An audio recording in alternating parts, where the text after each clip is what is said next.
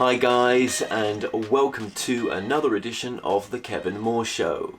Now on today's show, I'm about to be joined by my guest, Laurie Daniel Falk, who channels angel artwork and much more. Now this interview was taped in November of 2017 whilst I was filming for my documentary They Call Us Channelers. That's www.theycalluschannelers.com. I'll put the link in the description below, and that documentary comes out in the first quarter of this year. And I wanted to release this interview now. It's audio only because we've got a lot of the video footage with her in the docuseries. But I've also put her pictures into the video as well. She does some beautiful channeled artwork. So just to give you a bit of background on Laurie, she's an epigenetic healing artist, author and coach who has been gifted with an artistic healing modality that enables her to communicate and share the wisdom of angels in both pictures and words. Now, her Angelic Message Portraits are not just images of beauty, they are epigenetic tools designed to heal at a deeper emotional level. Now, they bring a feeling of wonderment and inspiration to all who view them, and to date they have found homes in over 25 countries around the world, and have graced the covers of numerous magazines, and have been a regular feature and exhibited at Hay House publishing conferences across the USA. Now, Laurie is a graduate of the School of Spiritual Psychology and is a certified spiritual life coach and Reiki master. She has been featured on many radio and TV talk shows across the world. So enjoy my interview with Laurie. Okay guys, I'm joined here with Laurie Daniel Falk. Laurie, thank you so much for joining us. Thank you for having me. It's a pleasure. It's my pleasure, it really is. And just to let you guys know, we've just filmed Laurie's part for the documentary. And, you know, nothing was pre-planned really with this interview. You know, you contacted us, you felt that draw to come on this documentary. Now, as you heard in the intro there, you know, I would sum up Laurie as, well, it's difficult to sum you up a little bit now. I've done this documentary with you. Definitely a channeler when it comes to art. That's what I wanted for this documentary, was someone who channels art. Correct. Yeah, and we'll just put on the screen as well some of the art. This is just walking around her apartment right now. In this documentary, I did not expect your pets to come into this documentary aspect when it comes down to someone who channels artwork. That was unexpected. So we'll get into that in just a minute, right? Okay. So this, this is different in a way. So let's just talk about childhood as well, because I think that's important. Let's just have a look at, you've got this amazing ability. You're doing this amazing channeled art. It's affecting people, across America, because you've been traveling across America, promoting this work. Where did this side of you as a channeler come in? Was there anything in childhood that was there at all, or anyone else in the family that had that gift?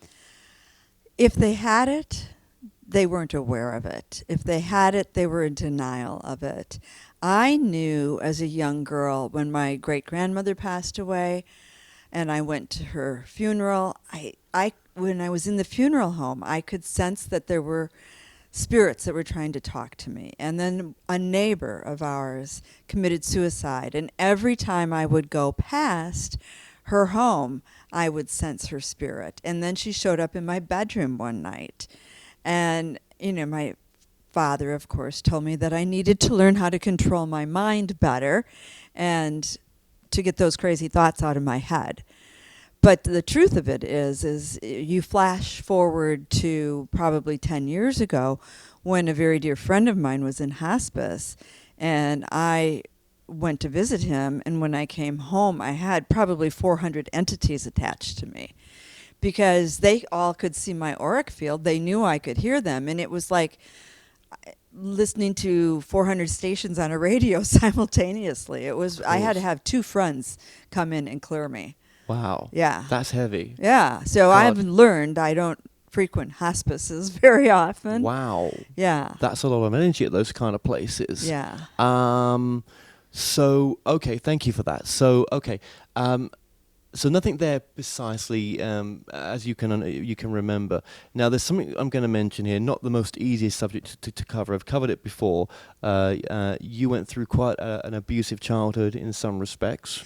In some respects, there was sexual abuse, as we discussed earlier. And to be honest, it was more about the emotional incest than it was about the physical, because I didn't even have the flashbacks of the physical until I was in my late 40s. And the impact that it had on my life was that I was constantly attracted to men who were womanizers.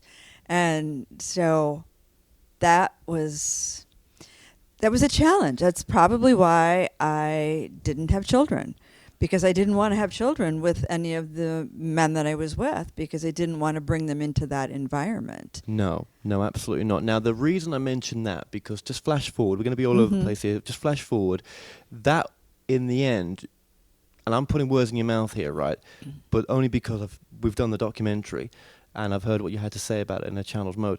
Would you say now, looking back, that was a gift to make you able to help the clients that you're helping now in understanding what it's like to go through something like that? Absolutely. And it's part of my mission is to help stop the sexual abuse of not just women, but boys as well. Oh, yes, absolutely. And so it's part of my mission, and it's part of how I learned the magnitude of this art and how powerful it truly is, because my therapist asked me to do a piece of this art to help myself heal from the abuse. And it was so powerful, I couldn't even sit in the same room with it. I tried putting it in my bedroom. I couldn't sleep. I tried putting it in the living room. I was agitated. So I hung it in the foyer thinking it's either that or the garage. And I didn't think the garage was probably a great idea. No. So 2 of my coaching clients came in and stood in front of it while it was hanging in the foyer and started sobbing. Wow. And then I knew that it didn't even matter who this art was done for. If the healing that they needed was encoded in the art, they were going to feel it. So let's just, we're going to go back to your journey. Let's just remind people what we're talking about here as well, that, you are doing channeled art for individuals as well. So they'll come to you. How does it work? They'll come to you, and do they give you the reason why they want you to do a channeled artwork for them, or they do sometimes? Well, some of them will say, I want one to help me find my life purpose, or I want one to help with my relationship. Or they'll come in and just say, well, whatever I really need to know. And that's often the best, because, the angels have a 10,000-foot view, and we have about a 100-foot view. So whatever our current moment of crisis is just that.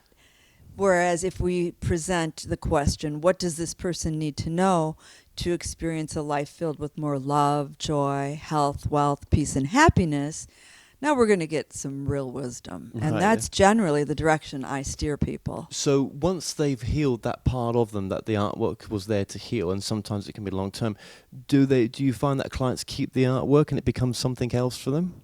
They do keep it, and they often come back and have another one done for the next level, the next level of their journey, if you will. It's kind of like, if people like this art, they end up having more than just one piece of it. But I think you could say that of most artists universally. I think so. Yeah, absolutely. And oh gosh, just sticking with the artwork just for now. When you were channeling for the documentary, your group did say that most artwork is channeled, and most music is channeled as well. Correct. What is channeling to you? It's really, to me, it's stepping into a greater aspect of who I am. So instead of just working with what's in the physical, I'm stepping into this expanded field of consciousness. It's an expansion of who I am, as much as it is the angelic realm coming through as well. Absolutely. That's a great answer. Thank you. Because I think it means something different for a lot of people, and I'm still trying to define it as well. So that's a beautiful definition. Thank you. And it's for me, it's almost like, connected to that greatest aspect of ourselves. It's the I am, it's the love, it's the who I really am, and that it allows us to connect back to. All answers lie within, right? Right, exactly. Absolutely. And yeah, and there's an energetic energy in your work as well. How long do most pieces take to create on average? If I'm doing a session with a client, it's usually about an hour and a half, and that includes a complete reading, and then the wisdom of that message gets energetically encoded into the artwork in a way that it will work with that individual at a heart level. So when they're viewing the piece of art, it's going to move them emotionally, and they will absorb that wisdom into their emotional field, where they will actually have access to it, bypassing that little monkey mind cognitive functioning that we all get tripped up with. Well, then, do you find any other bits of artwork from any other artists that, over our history sort of resonates with you and does that same thing to you sometimes? I love art. I spend, honestly, if I could go to an art show every weekend, I would. You'd be there, yeah. I would. And so it's like I can't really point to this artist or that artist as much as I'm usually looking for newness. I'm usually looking for ideas. And how can I take my work to the next level and be inspired? And let's just remind people here, you were not an artist as the kind of like, you went to art school or anything like that. You had zero inclination that you could ever do this. Correct. Yeah, okay. And we'll get to the point of where it happened for you as well. So just going backwards in time a little bit here, right? If time really exists, yeah. So you got into the fashion world. I did. Yeah. Absolutely. And I got into the fashion world by default, if you will. I, at 16, came home and told my parents I wanted to be a therapist. And, in a conservative Midwestern family where no one had gone to college, to have the oldest daughter come home and say, hey, guess what? I want a master's in psychology. It didn't go over very big. So we compromised that I would get an associate's degree in marketing and fashion merchandising. Right. Why they thought that was going to be a good occupation for a wife and a mother, I have no idea. Well, what did it do for you now you look back? Well, now when I look back, I had developed such a fine eye for line and design and color that I'm sure part of that comes through in my artwork. Yeah. As I just kind of even glance around and look at some of it. And one thing I think it represents, and I'm, hope I'm not saying the wrong thing here, but, there's a lot, I've met a lot of people that would call themselves hippies in this field as well. Nothing wrong with that, right? But it's also nice to see people from the other side, like the fashion world as well, that are coming in to do this work. You don't have to dress a certain way to do this work. That's my point. Do you know what I mean? No, you don't. Yeah. But that's the beauty of it is finally, now that I'm doing this work, I'm doing what I'm here to do, which is help people on the inside, not to dress them on the outside. Right. Good point. So let's just move this forward then. You were sick to death of being in the fashion world. Yes. Yeah. I woke up at 40 and I said hemlines go up and hemlines go down and nobody dies from this. Yeah. And if I have to write another story about fashion, I might die. Right, yeah. And in the channeling, it did say, that was almost a walk-in for you at that age. There was another aspect of your soul that came in. Interesting. See, I don't remember what they said. Yes. I can't wait to see that part of the documentary. Yes, yeah, it walked in. Okay. And there'll be another future aspect of you that's going to walk in to take your work even further. Excellent. We got a message from the future self, and it only had just a couple of words to say to you. It was believe and trust. I think that's what it said. We're gonna play some of the channel material at the end of this interview that we wouldn't normally do, but I think with yourself, it's important to do that. It's just really fascinating just to see you in that state. Believe and trust. Do you believe and trust yourself enough? Well, I had to believe and trust in this whole process to get to where I am today, because the messages just were to draw. Yes. Draw, Laurie, please draw. So let's get to that point. So we get out of the fashion industry. What happened next? It was almost like, you had a dark night of the soul, didn't you? I did. It was like my ego self had to die because I kept asking God to show me what I was here for. Well, that fashion industry girl needed to kind of be dismantled, if you will. And I had to get back to the core essence of Laurie and be that spirit of pure love before God could put me on a mission to help heal the planet. So you had to heal yourself before you could help anyone else. Correct. And be careful what you ask for. You just might get it. Right, and did you? I did. Yeah. You know, it was, the dismantling process was hard, but I got to tell you, Kevin, every day that I went through that depression and that clinical depression and chronic fatigue, every day that I was in the depths of it, I knew that I'd come out on the other side and that I would help people not go through what I had just gone through. And let's just bring it back to what you went through. I mean, you nearly lost everything. Well, you lost everything, didn't you? I did. I Marriage, lost home, savings were gone or going. Yeah. $20 away from being a bag lady. Wow. Yeah. But what broke you into realizing that everything in the present moment was okay? What happened? As I said, I started asking God to show me what I was here for. And I was led to amazing spiritual teachers. And, you know, I had a shaman that I was working with, a friend who studied mystical Christianity. I was led to the School of Spiritual Psychology. I think it was Wayne Dyer that was one of my greatest teachers. And I listened to his Manifesting Your Destiny CDs, and he said, focus on how you want to feel. Right, yeah. Well, after 5 years of clinical depression, I just wanted to feel joy. Yeah. And I didn't even know what that was going to feel like anymore. But it sounded something like I should probably have back in my life. And we'll get into Wayne Dyer because you have met Wayne Dyer a number of times. A number of times. Yep. So we'll get into how that happened as well. Okay, so when did the channeling come in really to say, hey, I think I'm channeling? Where did the understanding of you being where did you get to know of what channeling is? How did you understand what you were doing? Well, it was a twofold process. I had an initial channeling experience in 1988 when my mother came to me, and she let me know that I was here to help the many, not just the few, and that the path that I was on would take me there. Meaning, don't go back to corporate America, be an entrepreneur, and continue in the fashion industry. Not because the fashion industry was my destiny or my dharma, but you know what it taught me? It taught me what to do with this art once it was created. Yes, of course. Because I knew how to develop a product line and market it. Great. Nothing's wasted. There aren't, as my friend says, there are no mistakes. There's just experiences.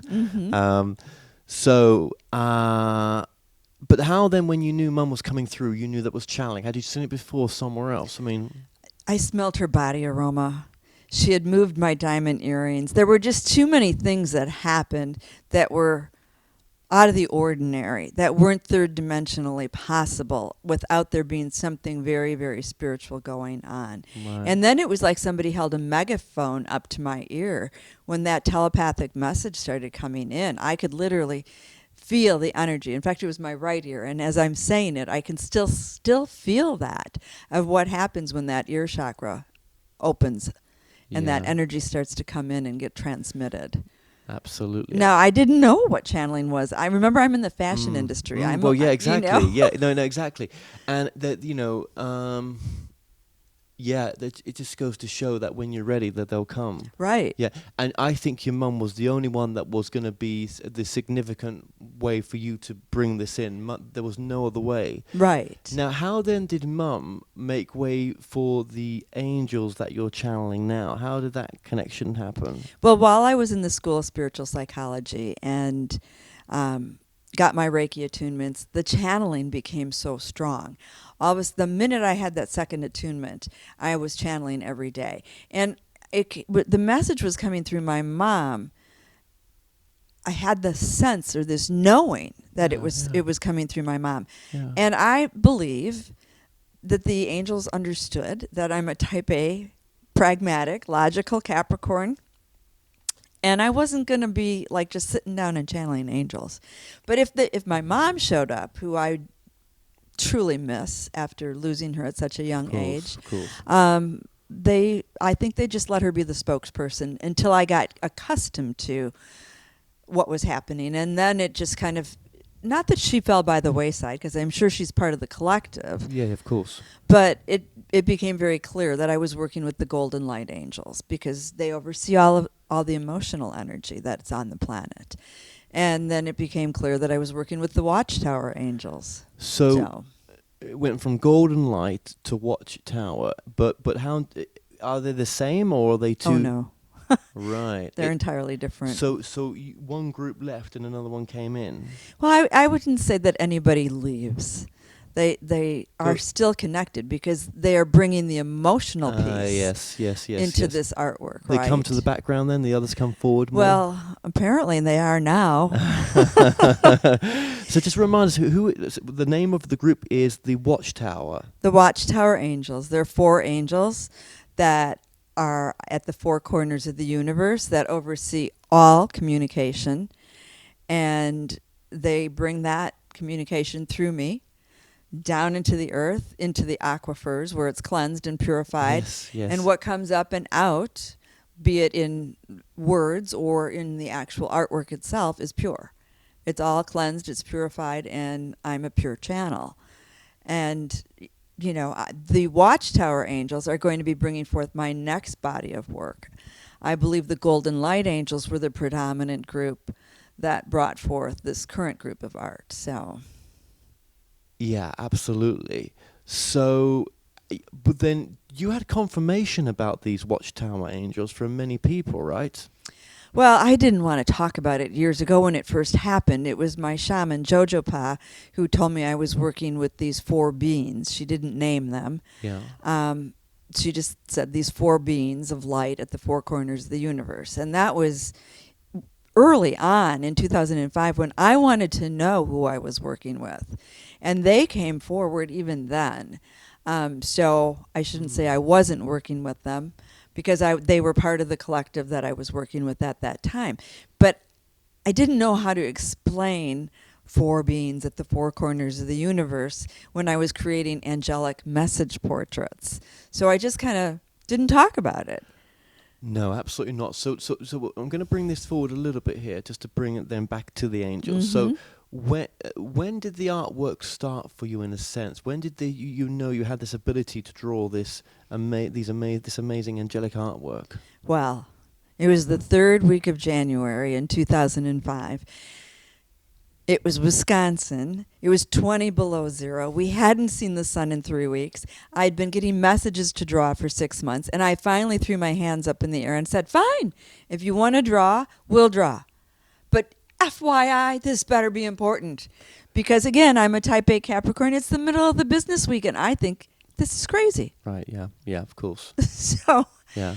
And then I just turned myself over to it, and they led me step by step, what colors to use, what to put on the page, how to create it. And within 45 minutes, this amazing angel appeared. And I was in shock because I didn't know how to draw. Right. Absolutely, right. So I was like taking automatic dictation with chalk. Yeah. It was basically what I was doing. And what they said in the channeling was, you are part of this group, this Watchtower Angels. Is that how you pronounce it? Yeah, sorry, my brain's acting a bit slow. You're part of this. It's you, but you're in physical form right now, separate from them, but you're still with them. Right. So flash forward from 2005 to 2011, and another person came forward and said to me, do you know who the Watchtower Angels are? And I didn't know the name of the group. I only knew about the 4 pillars of light. Right. And she said, well, there are these 4 beings that are pillars of light that are at the You've 4 heard it all corners before, of the yeah. universe. And can you tap into them? And I did. And then the question became, well, there's a 5th. Can you tap into the energy of the 5th? Now, I had not heard about the 5th, but because the other information was so spot on with what I had heard earlier, I thought, oh, here we go again. Take a deep breath. Okay, there's a 5th. And I tuned into it, and my friend said, well, can you tell me what you're getting? And I said, she wants to work really closely with me. And she said, well, that's because she is you. Yes. And that when she said that, did that just resonate right with you? I didn't, like, that was so hard for me to understand. I mean, I knew the information coming through was accurate because Yes. of the previous experience, but owning the fact that I was an angelic being, and because she said to me, she said, well, it's just who you are.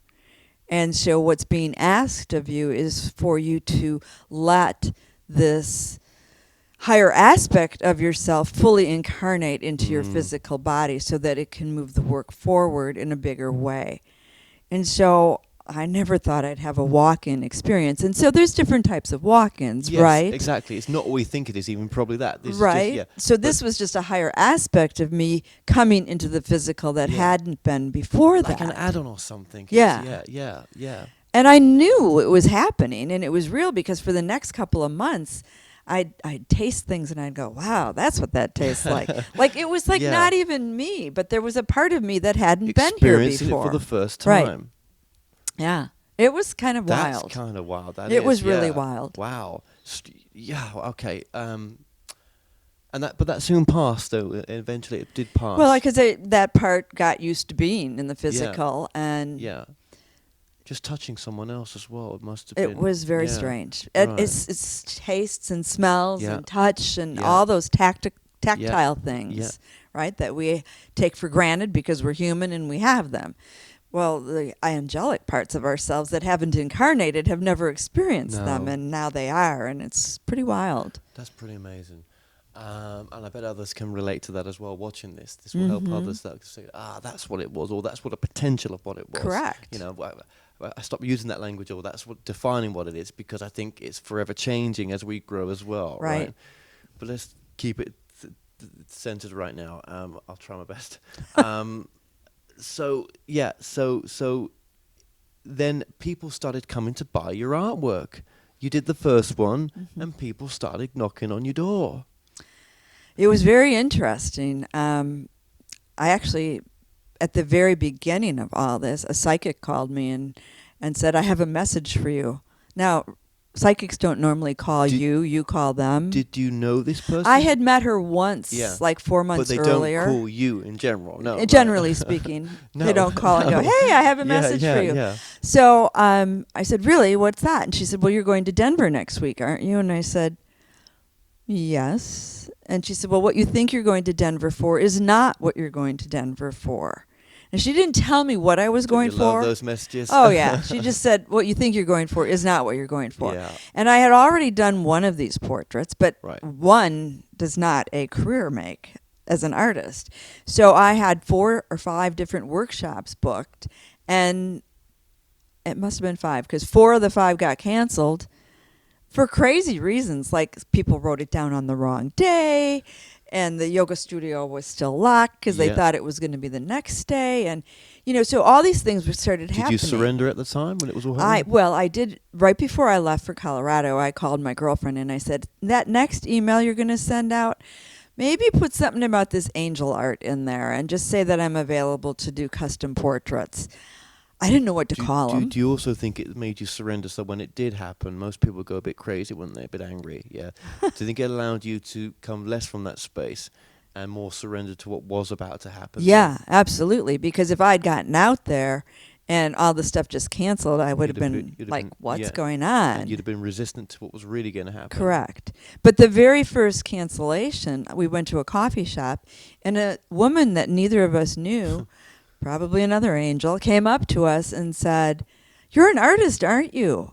Well, I'd only done 2 before I got out there, so it was hard for me to call myself an artist. She said, oh, no, you are an artist, and your art's going to be known around the world, and it's going to be on home furnishings, and it's going to be on apparel and jewelry. And I'm thinking to myself, my life has just gone from crazy to crazier. Yeah. Like, how is this possible, yeah. Right? But it was so much Was she happening an so angel? fast. Did She was. Did she come to you, was sent to you to, or was she someone that was taken over by something at that time, attached to her, to give you that message that you just needed to hear this? Well, she was definitely a spiritual teacher because there were a couple other things that happened Yeah. in the months after that I learned from her as well. But you got to know, you knew, okay, so Yeah. And then what happened? And then I ended up doing 5 portraits while I was in Denver, 5 private portraits for people. And some of these people are still my friends today. And these were pinnacle because this was at the beginning of your work, and Right. it pushed you out of your comfort zone to show you that this is a gift that heals people individually. You can order them individually. This is not just the norm. This is something much bigger going on here. Then this gave you the confidence. Then I must have given you some confidence for your gift. Well, I came home and I introduced it to the Wisconsin market, Right. where I had a bigger following. Yes. And I think I did 30 of them in a month. That's good. Wow, that's amazing. Yeah. But then I'm this business mind, and I kept thinking, we got to move this forward. Yes. And so half of me is saying, I don't know why they picked me to do this because I have no artistic training. But then I realized the farther I got into it, what they needed was my business training, that I was going to know how to manipulate this in the third dimensional world. Yes, to get it out, because this is getting out healing to the world, isn't it? Right. In a different form. That this healing, that it reaches the people, that this is the only way to reach these specific people.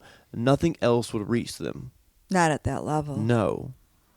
It cracks their heart open. As other work for other people who need different things cracks their heart open. Correct. There's a teacher for everyone. Correct. Yeah. So simple sometimes to see it that way, isn't it? It is, if we just get out of our heads. Is the simpler way of looking at things more true, maybe? The simpler is, the more true it is. Maybe. Then when did we get into Hay House then? How did that happen? Well, I attracted and manifested a business partner and an investor, and I created a line of about 300 products, from coffee mugs to refrigerator magnets and ornaments. So the same pictures and all these Yes. type of, yeah. So now what I was putting, the art that I was putting on the products, though, was art that has universal energy. Like, what do we as a population need to know about? I've seen one of your mugs over there because I had a coffee with it, right? Yes. Where did the messages come from that's on the mugs? So I always get a message, right? They're angelic message portraits, and the wisdom of the message. So in that particular case, I said, what do people need to know to manifest better? And you read the message and went, this is so true. You have to get into the feeling of it. Yeah, right? Yeah. Yeah. Because we were talking about, because you were saying for this next work, we're going to talk about the next work a bit more, that you need to manifest certain things to make that happen. And I was like, hang on, it's on your mug that you've just given me. Yeah. Right. And so when you supply the pictures, on the back of the pictures, there's that some sort of certificate to say a message at the back to say what this picture means. Right. Yeah. Right. So the actual message is there. But the beauty of the art is that it's encoded in, the wisdom is encoded into that artwork. And when you view it, it moves you emotionally, and then you absorb that wisdom. Yes. So not only is it in the words that come with it, but also, you can make up your own truth, and it will help you in the moment that you need it for when you're looking at it. And probably every time you look at it, you're looking at it with different eyes, maybe. Well, of course, it because means a we're different message. constantly evolving. Right. Okay. And let's just remind ourselves, and we've said this here earlier on, that music and art is a way to heal the world. Music and art is what will heal the world. What will heal the world. When I think about it, a lot of the channels that I know just recently, they're all into music. Mm-hmm. That's not all of them.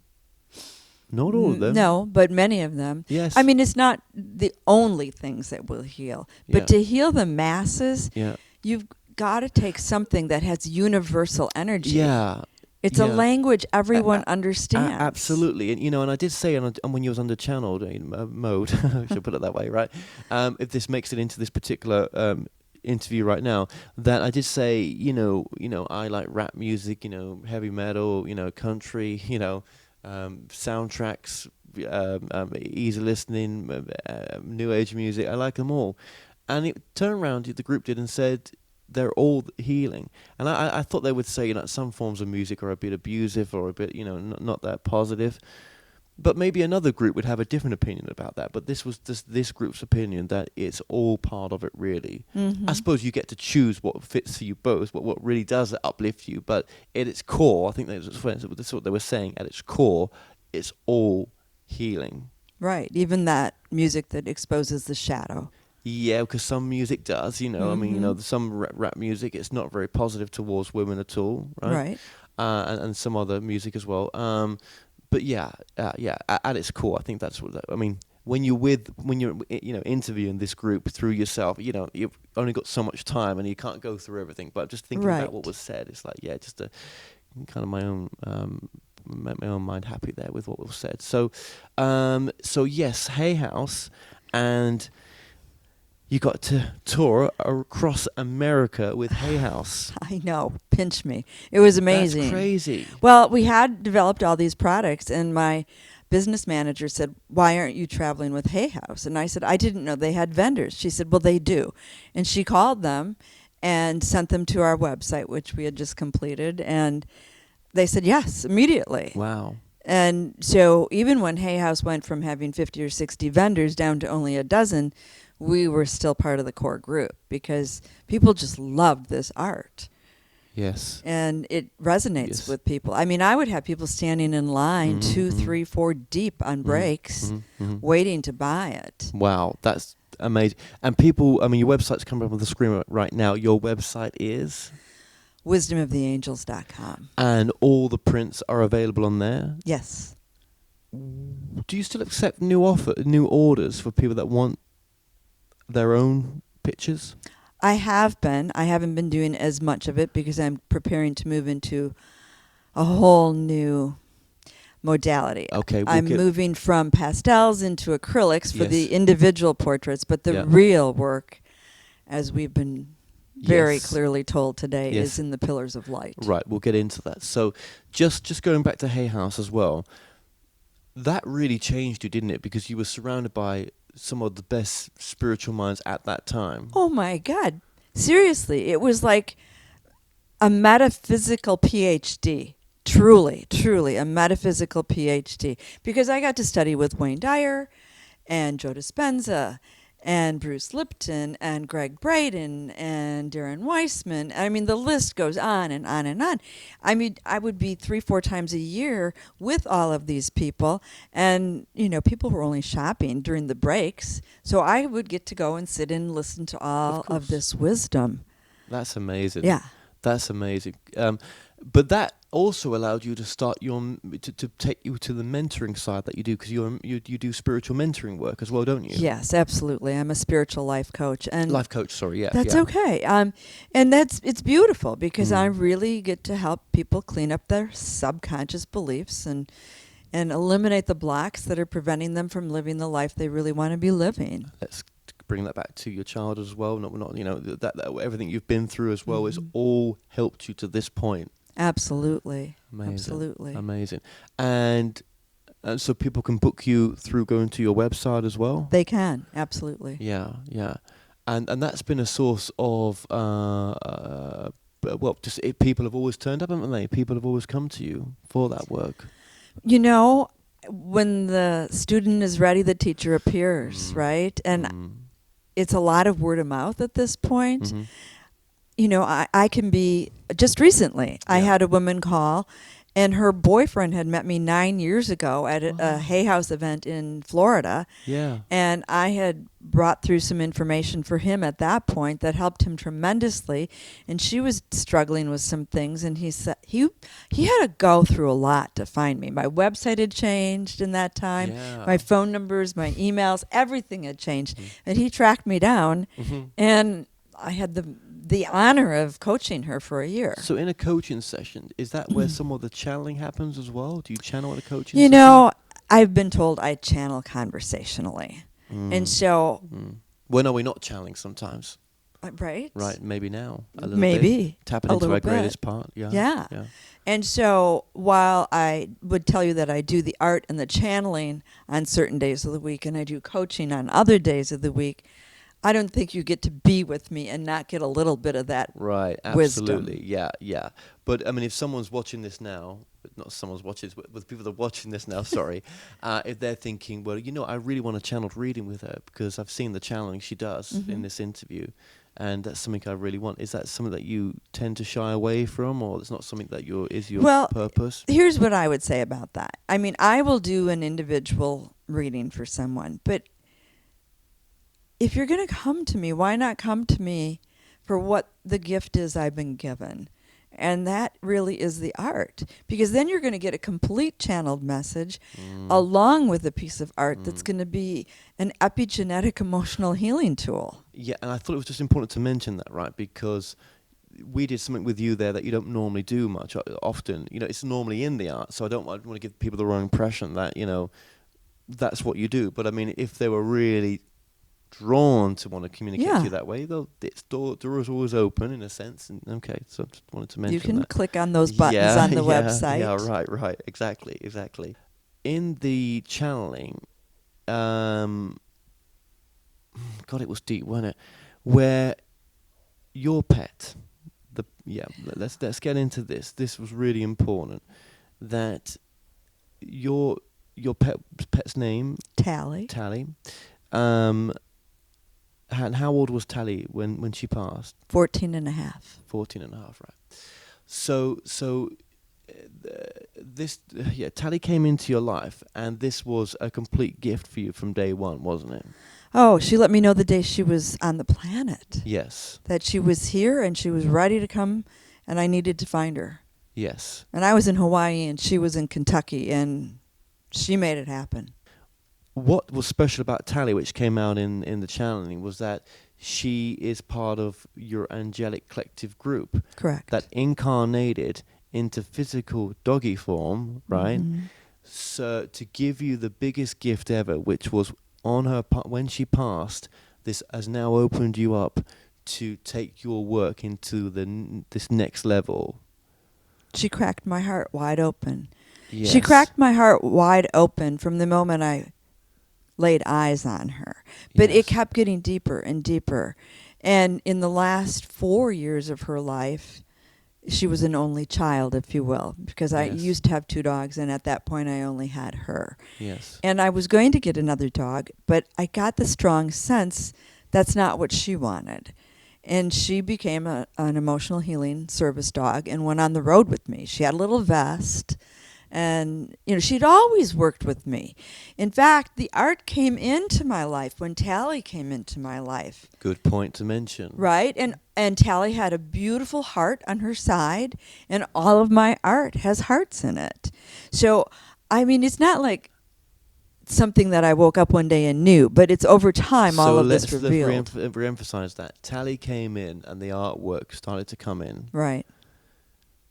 Tally moves on, crosses over, and the artwork evolves. Correct. And again, under channeling, that was to crack open the heart. But another example it gave for other people to relate to that was miscarriages. Yes, I recall they said something like that. That in a miscarriage, it's the same thing. That soul may be part of your select collective group, as high as the angels that you're channeling. Correct. Yeah. And it comes into this physical form just very briefly to crack open your heart, because there was no other way for mum and dad to be cracked open to maybe even look at the thought of, well, where do we go when we pass on? What is this nature of reality all about? So when these bigger things happen, sometimes it's not just a soul that's come and said, you know, I'll come down and have that experience with you, and you know, I'll crack you open. Actually, this is your much larger soul group, very powerful soul group, you know, beings coming through to do what we may see as lower level work, but it's the biggest gift ever. True. It's a gift in strange wrapping paper. Yeah, you know, I just couldn't get that. That was amazing. You know, these 4 or 5, including yourself, high energy beings, you know, that have formed this soul collective group and that are here to help the masses, would come down in that form and do that. Isn't that beautiful? It's mind-bending. I know, and it really gives you a different perspective of that aspect of life. I think, didn't they mention something too, even babies that are aborted? Yes. That those souls know when they're coming in that they're probably not going to be around for long. And the aspect that they're not just, you've not just been together before. This is higher energy beings than what even that we are when we cross over. I mean, it's all one, isn't it? But there's it's almost like the soul, the angels that you bring in is the evolution of what the soul can go to. It can become gods. It can become universes. It can become, guardians and what this is as well. These four angels. Fascinating stuff. Really amazing. And did that help you? I hope it helped you. Having that confirmation come through again in that challenge. It helped for sure, and I can't wait to actually see the whole thing because it was coming through me. And as I shared with you, it was like I was in this spinning vortex, and so part of me, like the information was coming through. It wasn't coming from my mind; it was coming through me. Yes. So I've gotten some of it, but I may not have gotten all of it. No, but I didn't expect it when doing this interview that Tally, the doggy, was going to be part of this. Yeah. Right? Tally brought us together. She did. That's what they said. Tally brought us together. And then she asked for permission to stay on the other side longer. Because Tally could have reincarnated into another doggy, which would have been your next doggy.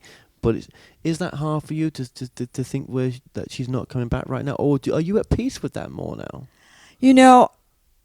Because of the timing of it all, because you and I had just met and we were already planning this, and because I had just been invited to that medical conference to speak, I could see that she was already working magic over there. Yes. Because things were happening that were falling into place with such grace and ease. So when she came to me and said, I need your permission to stay here for at least another year, I said, okay, why? And she said, because I can move the mission forward in a much greater way than if I'm just sitting there on your lap being your baby.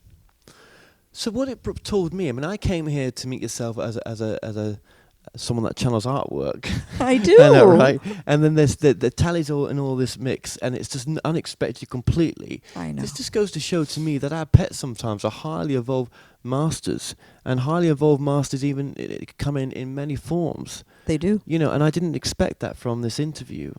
Well, just recently I took an animal communication class because I wanted to see what the difference between that and angel communication was, and there's really none.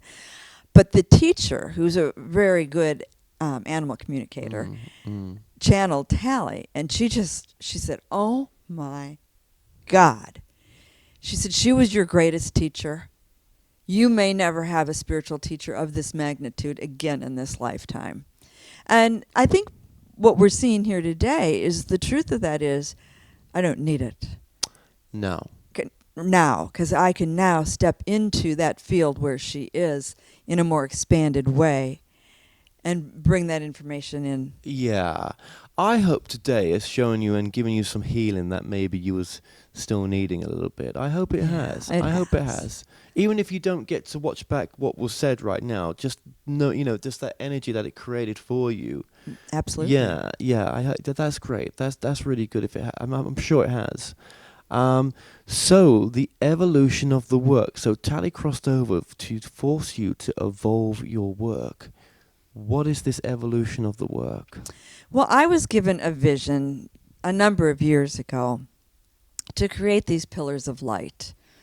And I just didn't know how to make I didn't know how to become an artist in the first place, so I don't know why I would be questioning the next part. Right, yeah. But in my humanness, right? Right. I'm like, you want me to make 9-foot tall pillars that are glass or plexiglass, and you want me to paint on them and enhance them in a multi-dimensional way with glitter and Swarovski crystals, and then you want me to uplight them, and then and everything. Yeah. You want me to put it to music and have the lights go on and off with the music. Like, hey guys, bring the money flow down, because this is not exactly like going to Michael's and buying chalk and paper. Right. No, this is bigger scale. Yeah. This is an art installation. This is people's time to wire something like that. But it's a representation of their who they are, this angelic beings that you bring. What they called again? Sorry, The Watchtower the Watchtower. Angels. Sorry, That's the Watchtower okay. Angels. Yeah, it's a representation. That's a human word, maybe we give to them, but they sound pretty cool actually. The Watchtower Angels. This is representing them in this physical form. Right. Right. Did you know that before? Did I know it before today? It was suggested to me. People Yeah. said, they're towers of light. I call them pillars of light. They're like, well, you channel watchtowers. Yeah. But to some people, that would seem like magnificent artwork.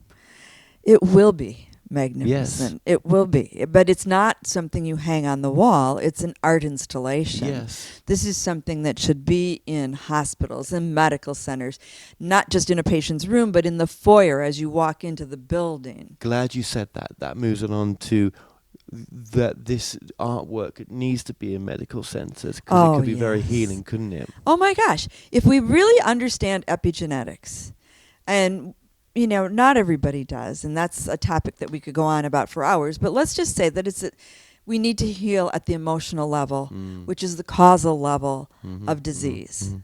So if we can heal at the emotional level, then we can really, really heal, as opposed to just throwing medicine and drugs at people, right? Well, I can hear my friend William Schaefer saying, emotional level, yeah. So if someone is laying in a bed in a hospital room and the inner peace angel is on the wall in front of them and they feel comforted, as opposed to looking at a mauve and gray landscape that's cold and just cold. Yes, absolutely. Or imagine that they're laying on an exam table and they're looking up at that overhead light and the light's coming through an angel.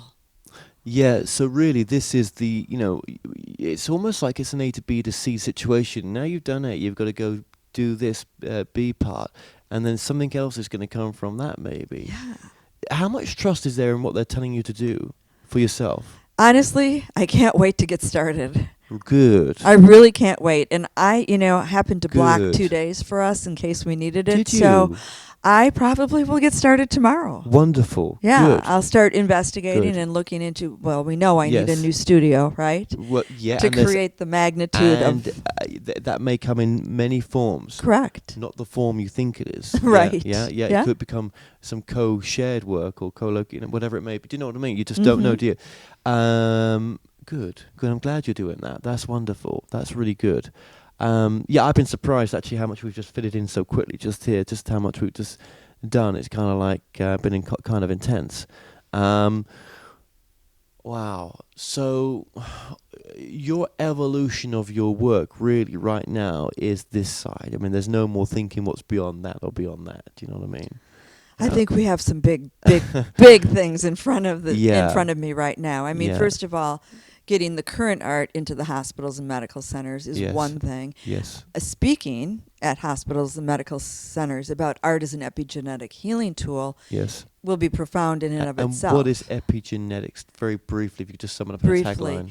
So it's not the genes that create disease, it's the environment that surrounds the genes. So what impacts that environment is certainly our diet and exercise, but it's also our thoughts and emotions, because every thought and emotion sets off a chemical reaction Yes. within the body.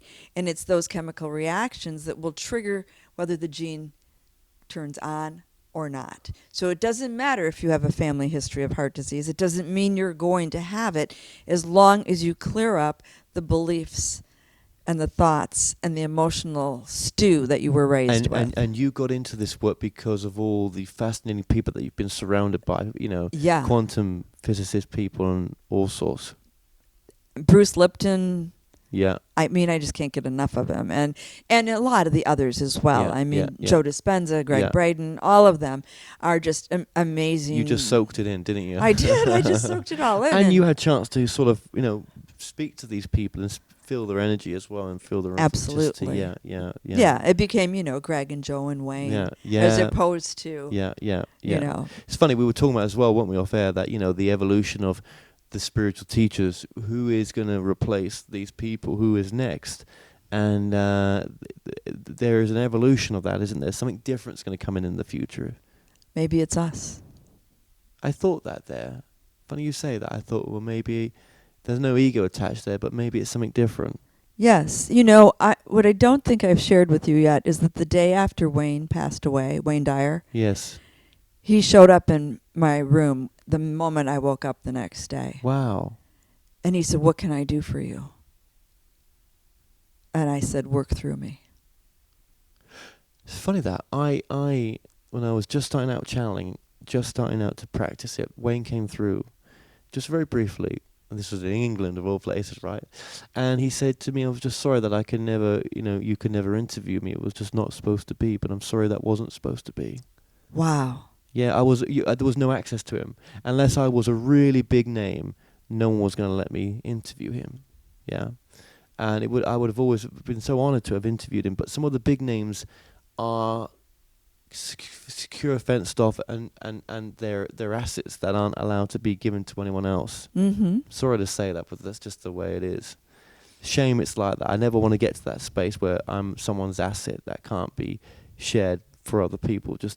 I can understand you don't just want to go on any talk show because your time is your time and you ain't got much and you're giving it to the world anyway, but you just shut off, so you did as well. Wow.